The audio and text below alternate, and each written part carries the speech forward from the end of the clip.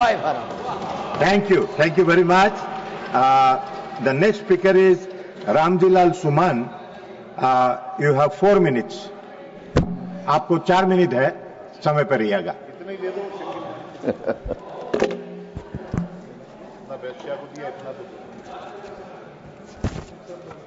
सभापति जी, मैं सबसे पहले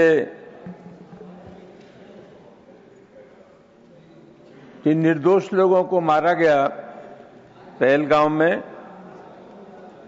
उनकी स्मृति को प्रणाम करता हूं और सेना के शौर्य को सलाम करता हूं। सभापति महोदय, बार बार सरकार का यह कहना कि हमारे ऊपर ट्रंप का दबाव नहीं था और हमने किसी दबाव में युद्ध विराम नहीं किया, ये किसी भी कीमत पर न्याय संगत नहीं है। 10 मई को सभापति जी युद्ध विराम हुआ और 12 मई को देश के प्रधानमंत्री नरेंद्र मोदी जी ने देश की जनता को संबोधित किया था। उन्हें तत्काल ये घोषित करना चाहिए था कि ट्रंप झूठ बोल रहे हैं, ट्रंप असत्य बोल रहे हैं और हमने किसी दबाव में युद्ध विराम नहीं किया है। सभापति महोदय, इस सरकार ने जो फैसला लिया वो किसी भी कीमत पर न्याय संगत नहीं था। हिंदुस्तान की जनता ये चाहती थी कि इस बार आर पार की लड़ाई हो जाए और अंतिम रूप से आतंकवाद से निपट लिया जाए, ये देश की जनता चाहती थी।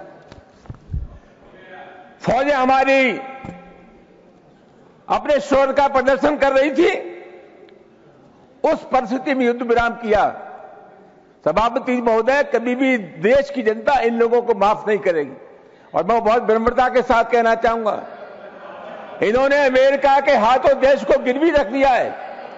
हिंदुस्तान की प्रतिष्ठा और गरिमा को सबसे अधिक ठेस पहुंचाने का काम नरेंद्र मोदी की सरकार ने किया है। सही मानों में इस ऑपरेशन सिंदूर में सेनाएं जीती हैं और प्रधानमंत्री नरेंद्र मोदी हारे। सभापति जी, ये सबसे महत्वपूर्ण बात यह है कि ये कहते हैं कि साहब जो पाकिस्तान के सैन्य अभियान निदेशक थे, उन्होंने भारतीय समकक्ष के लोग से बात की। सभापति, मैं ये जानना चाहता हूं बात की, कल प्रधानमंत्री कह रहे थे कि पाकिस्तान गिड़गिड़ा रहा था। जब बात हुई तो आपने पाकिस्तान को दो टूक क्यों नहीं किया कि हम जब तक युद्ध विराम नहीं करेंगे, जब तक आप यह हमें भरोसा नहीं दिला देंगे कि भविष्य में आतंकवादी घटना को आप संरक्षित नहीं करेंगे, उनको प्रोत्साहित नहीं करेंगे, उनको बढ़ावा नहीं देंगे। हम तो बहुत जल्दी में थे ना, क्योंकि ट्रंप का दबाव हमारे ऊपर था। सभापति जी, एक निवेदन में आपसे यह करना चाहूंगा कि प्रधानमंत्री जी ने 2014 से लेकर के जुलाई 2025 तक 91 बार विदेश यात्राएं की हैं। 78 देशों में नरेंद्र मोदी जी गए हैं। 800 करोड़ रुपया प्रधानमंत्री जी की विदेश यात्राओं पर अब तक खर्च हुआ है। सभापति जी, ये कैसी विदेश नीति है? कितने दोस्त हमने बनाए?